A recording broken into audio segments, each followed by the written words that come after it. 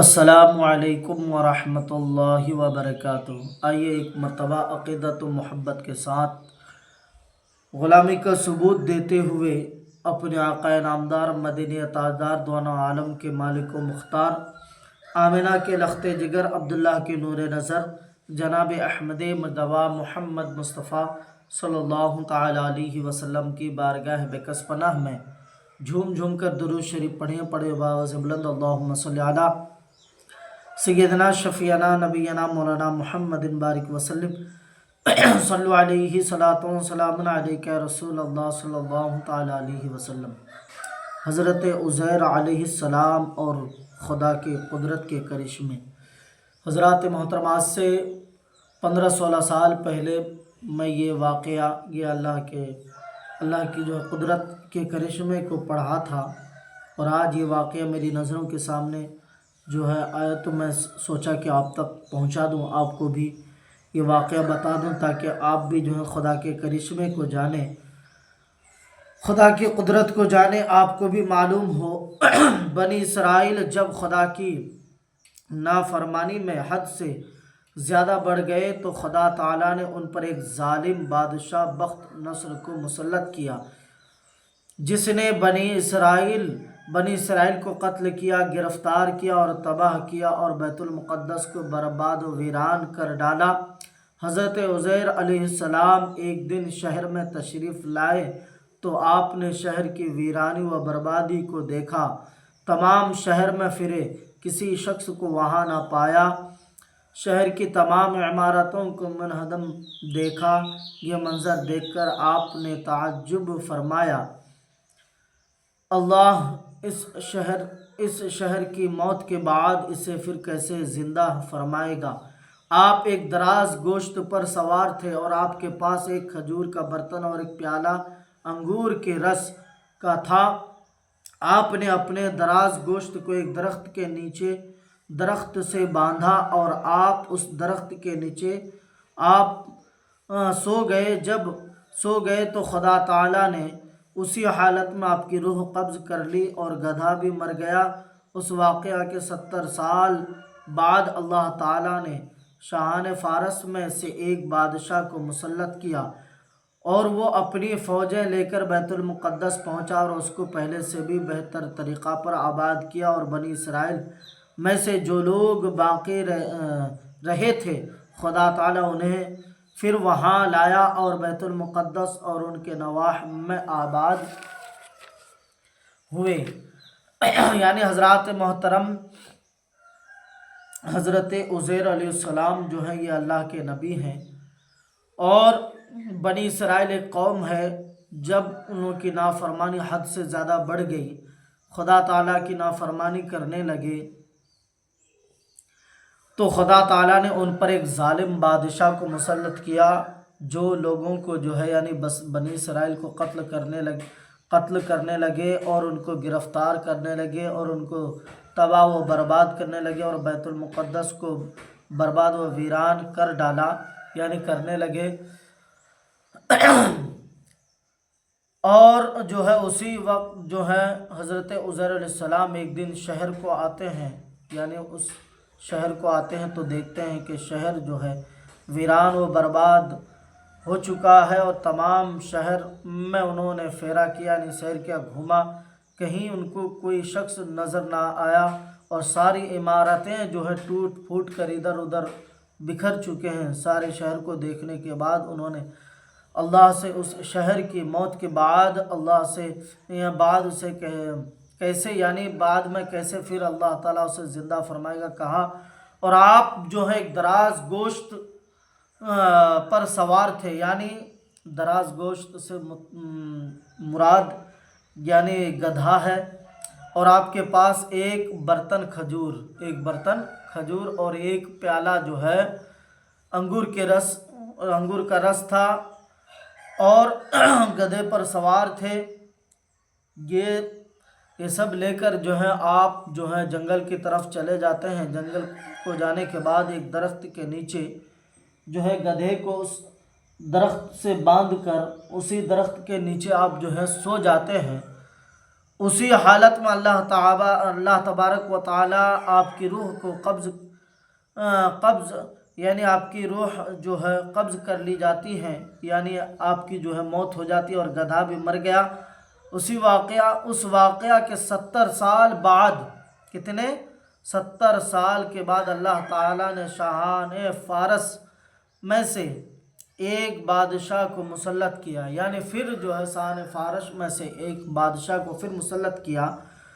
تو وہ لوگ جو ہیں یعنی وہ بادشاہ جو ہے اپنی فوجوں کو لے کر بیت المقدس پہنچا، اور اس پہنچنے کے بعد اس سے بہتر یعنی بنی اسرائیل جب تھے ان سے جو انہوں نے شہر کو آباد کیا تھا اس سے کئی گنا اچھا اس شہر کو آباد کیا، بیت المقدس کو بھی آباد کیا، وہاں پر رہنے لگے۔ پھر جو بنی اسرائیل میں سے جو لوگ بچے کچے تھے وہ لوگ کو پھر اللہ تبارک و تعالی جو ہے دوبارہ ان کو پھر وہاں پر بسایا لایا، اس کے بعد بیت المقدس اور اس کے نواح میں آباد ہوئے،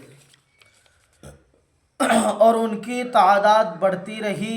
اس زمانے میں اللہ تعالیٰ نے حضرت عزیر علیہ السلام کو دنیا کی آنکھوں سے پوشیدہ رکھا اور کوئی آپ کو دیکھ نہ سکا۔ جب آپ کی وفات کو 100 سال گزر گئے تو اللہ تعالیٰ نے دوبارہ آپ کو زندہ کیا۔ پہلے آنکھوں میں جان آئی، ابھی تمام جسم مردہ تھا، اور وہ آپ کے دیکھتے دیکھتے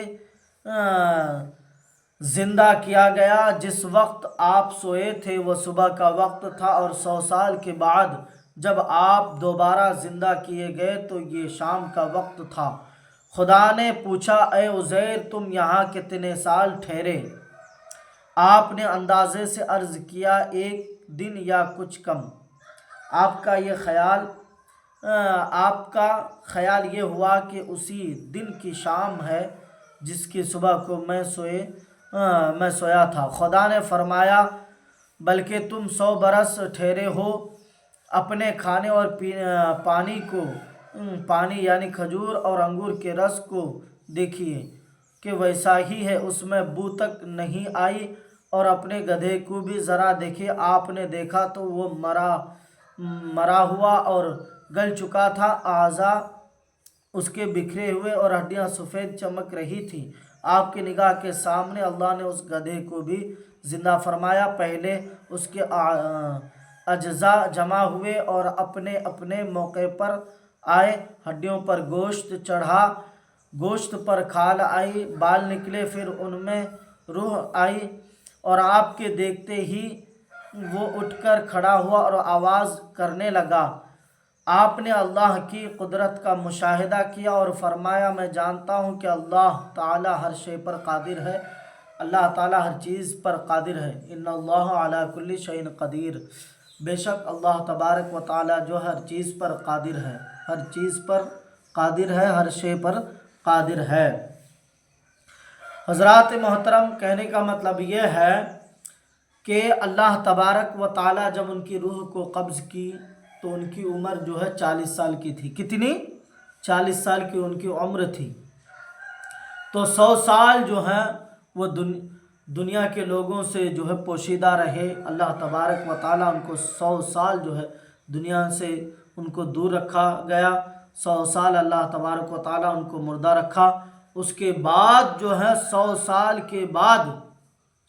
کے بعد پھر اللہ تبارک و تعالیٰ ان کو زندہ کیا۔ زندہ کرنے کے بعد پھر اللہ تعالیٰ نے پوچھا کہ اے عزیر تم یہاں پر کتنے دن ٹھہرے؟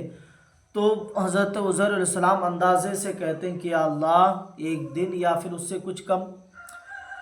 ان کا خیال یہ تھا کہ میں صبح سویا تھا اور یہ اسی شام ہے، یا پھر کل کی شام یعنی 1 دن ہو چکا ہے، اس طرح سے اندازے سے بتائے۔ تو اللہ تعالیٰ نے کہا کہ نہیں عزیر تم یہاں پر 100 سال سوئے ہو۔ کتنے؟ 100 سال سوئے ہو۔ اور اس کے بعد اپنے کھانے کی طرف دیکھو، کھانے پینے کی طرف دیکھو، دیکھتے ہیں تو اس میں بو تک بھی نہیں آئی، جیسے کا ویسا ہی موجود ہے، ویسا ہی تھا۔ اس کے بعد اللہ کہتا ہے کہ تم اپنے سواری کی طرف دیکھو تو دیکھتے ہیں کہ وہ مر چکا ہے، اس کی جو ہے مر کر گل چکا ہے، اس کی ہڈیاں بھی سفید جو ہے چمک رہی ہیں۔ پھر اس کے بعد اللہ تعالیٰ نے پھر اس गधे को दोबारा ज़िंदा करता है, हड्डियाँ एक दूसरे जगह पर जाके जुड़ता है, जुड़ने के बाद उसमें गोश्त, उसके बाद फिर जो है चमड़ी आती है, उसके बाद फिर जो है हज़रात मोहतरम उसमें यानी चमड़ी खाल, उसके बाद फिर बाल उगने लगता है, फिर उसमें रूह डाली जाती है, फिर वो ज़िंदा होकर उठ खड़ा होता है, फिर आवाज़ देने लगता है। उसके बाद हज़रत उज़ैर अलैहिस्सलाम जो है कहते हैं कि अल्लाह तबारक व तआला हर चीज़ पर कादिर है। फिर आप अपनी सवारी पर सवार होकर अपने मोहल्ले में तशरीफ़ लाते हैं, अंदाज़े से जो है अपने मकान की तरफ आकर पहुंचते हैं तो हज़रात मोहतरम वहाँ पर हज़रत उज़ैर अलैहिस्सलाम को पहचानने वाले उस गांव में कोई नहीं थे, बल्कि एक बुढ़िया थी जो पहले हज़रत उज़ैर अलैहिस्सलाम के घर की बांदी थी। वहाँ पर जाते हैं, उससे पूछते हैं कि उज़ैर का मकान कौन सा है, क्या ये उज़ैर का ही मकान है? तो बुढ़िया कहती है कि हाँ, ये मकान जो है उज़ैर के ही है, लेकिन उज़ैर को गुज़र के तो 100 साल हो गए हैं। तो हज़रत उज़ैर अलैहिस्सलाम कहते हैं कि मैं ही उज़ैर हूँ, मैं ही उज़ैर हूँ। तो वो बुढ़िया कहती हैं कि वाकई ऐसा नहीं हो सकता, क्योंकि उज़ैर को गुज़र के तो 100 साल हो चुका, अब तक वो कैसे ज़िंदा हो सकते हैं? तो नहीं, हज़रत उज़ैर अलैहिस्सलाम कहते हैं कि हाँ, मैं ही उज़ैर हूँ। इतना कहना था कि वो बुढ़िया कहती हैं कि उज़ैर अलैहिस्सलाम जो है वो जो भी दुआ करते थे उनकी दुआ कबूल हो जाती थी। तो वाकई में अगर आप उज़ैर हैं तो आप जो हैं, क्योंकि वो बुढ़िया हज़रात मोहतरम आपको बता दूं, उनके पहले वो बीनाई थी, यानी उनकी आंखें सही सलामत थी, वो देख सकती थी, वो देख पाती थी, लेकिन उनकी उम्र जो है ज़्यादा होने की वजह से जो है वो देख नहीं पाती थी, वो नाबीना हो गई थी। तो इसलिए वो बुढ़िया कहती हैं कि वाकई में अगर आप उज़ैर हैं तो दुआ कीजिए कि मेरी आंखें सलामत, मुझे मेरी आंखों में बीनाई आ जाए, ताकि मैं देख सकूं कि वाकई में आप जो है उज़ैर हैं। तो हज़रत उज़ैर अलैहिस्सलाम जो है उनके लिए दुआ करते हैं, तो दुआ करते हैं तो दुआ कबूल हो जाती है, और उस बुढ़िया की आंखों में जो है रोशनी आ जाती है। बुढ़िया की आंखों में आंसू आ जाती हैं देखकर कि वाकई में ये तो उज़ैर अलैहिस्सलाम है। देखने के बाद आपने दुआ की, वो बीनाई हो गई। फिर आपने उसका हाथ पकड़कर फरमाया, खुदा के हुक्म से उठ। वो बुढ़िया जो है फ़ौरन उठ खड़ी होती हैं और वो दुरुस्त हो जाती हैं। उसने आपको देखकर पहचाना और कहा, मैं गवाही देती हूँ कि आप बेशक उज़ैर ही हैं। फिर वो आपको महल्ले में ले गई। वहाँ एक मजलिस में आपके फर्जंद थे जिनकी उम्र 118 साल की हो चुकी थी, और आपके पोते भी जो बूढ़े हो चुके थे। बुढ़िया ने मजलिस में पुकारा, ये हज़रत उज़ैर अलैहिस्सलाम तशरीफ़ लाए हैं। अहले मजलिस ने उस बात को झुटलाया। उसने कहा कि मुझे देखो, मैं आपकी दुआ से बिल्कुल तंदुरुस्त और बीना हो गई हूँ। लोग उठे और आपके पास आए। आपके फर्जंद ने कहा, मेरे वालिद साहब के शानों के दरमियान सियाह बालों का एक हलाल था। जिस्म मुबारक खोलकर देखा तो वो मौजूद था। यानी हज़रात मोहतरम हज़रत उज़ैर अलैहिस्सलाम की दुआ से उस बुढ़िया की आंखों में रोशनी आ जाती है। वो बुढ़िया जो है उठ खड़ी होती हैं। जब उनकी आंखों में रोशनी आती है, आने के बाद वो खड़ी होकर हज़रत उज़ैर अलैहिस्सलाम को देखती हैं तो कहती हैं कि मैं गवाही देता हूँ, मैं कहती हूँ कि वाकई आप उज़ैर अलैहिस्सलाम ही हैं। ये कहने के बाद हज़रत उज़ैर अलैहिस्सलाम के हाथ को पकड़ती हैं। पकड़कर उनके बेटे के पास एक मजलिस में, उन महल्ले में एक मजलिस थी, वहाँ पर लेके जाते हैं। जाकर उनके बेटे से, उनके फर्जंद से कहते हैं कि दुनिया में उज़ैर अलैहिस्सलाम आए हैं। और आपको बता दूं कि उनके बेटे की उम्र करीब 118 साल हो चुकी थी।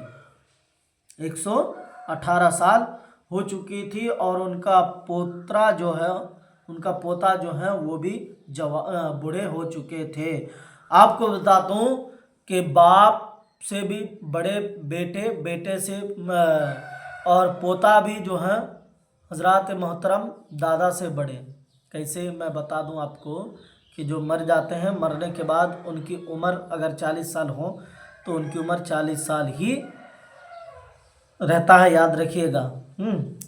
تو حضرت عزیر علیہ السلام 40 سال کے تھے، اور ان کے بیٹے جو ہیں، ان کے بیٹے 118 سال کے، اور ان کا پوتا جو ہے وہ بھی بوڑھے ہو چکے تھے۔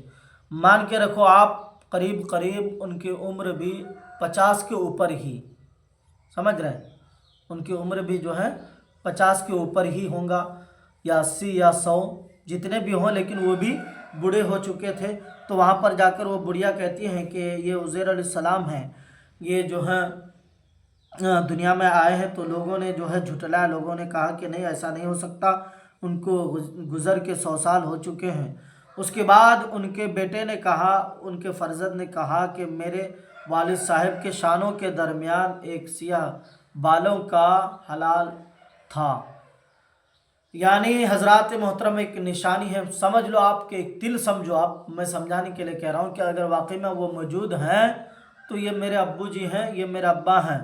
تو حضرات محترم جسم مبارک کھول کے دیکھا گیا تو وہ چیز موجود تھا۔ خدا کی نافرمانی کا نتیجہ یہ ہے کہ ظالم حاکم مسلط کر دیے جاتے ہیں، اور ملک برباد و ویران ہو جاتے ہیں، اور اللہ تعالیٰ بڑی قدرت کا مالک ہے، وہ جو چاہے کر سکتا ہے، اور کہ نبی اور ایک دن ان سب کو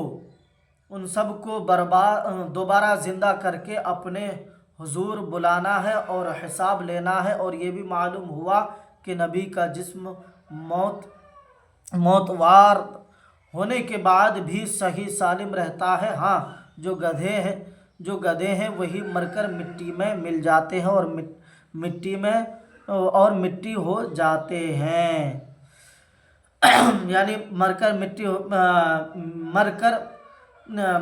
مٹی میں مل جاتے ہیں، اور وہ مٹی ہو جائیں گے۔ حضرات محترم، میں آپ کو بتا دوں، جو نبی ہیں وہ جو ہے مرنے کے بعد بھی ان کا جسم جو ہے صحیح سالم رہتا ہے، اور جو لوگ نبی کو مردہ سمجھتے ہیں وہ مرنے کے بعد ان کی ہڈیاں ادھر کی ادھر ٹوٹ پھوٹ کر، کیڑے ان کے جسم کو کھا کر، کفن جو ہے کالا ہو جانا، کفن کا جو ہے چندی ہو جانا، یہ سب جو ان کے ساتھ ان کا معاملہ جو ہے ان کے ساتھ ہوگا، لیکن نبیوں کے ساتھ نہیں۔ اور نبی کو ماننے والے، نبی کو زندہ ماننے والے کا حال حشر ایسا نہیں ہوگا۔ اور حضرات محترم، اللہ تبارک و تعالی ہر چیز پر قادر ہے، اللہ جو چاہے کر سکتا ہے۔ اور ایک بات یہاں پر اور آئی میں جو آپ کو بتانا چاہتا ہوں، جب انسان اللہ تعالیٰ کی نافرمانی زیادہ کرتا ہے تو ایک ظالم بادشاہ کو بھیج دیتا ہے، تو اسی طرح سے آج ہمارے انڈیا میں بھی ظالم بادشاہ کو بھیجا ہے، جو مسلمانوں کو ستاتا ہے، مسلمانوں کو پریشان کرتا ہے۔ تو مسلمان جو ہے اللہ کی نافرمانی کرتا ہے، اسی لیے اللہ تعالیٰ اس بادشاہ کو بھیجا ہے، یاد رکھیے گا، سمجھ رہے میری بات؟ میری باتوں پر آپ غور کیجئے، سمجھ رہے؟ تو اللہ تبارک و تعالیٰ سے دعا ہے ہم تمامی مسلمانوں کو حق بولنے اور حق پر عمل کرنے کی توفیق عطا فرمائے، خاص کر کے 5 وقت نماز پڑھنے کی توفیق عطا فرمائے۔ وآخر دعوانا ان الحمدللہ رب العالمین۔ میرے بولنے میں اگر کوئی قسم کی غلطی و بیشی ہوئی ہو تو آپ میری ضرور اصلاح فرمائیں۔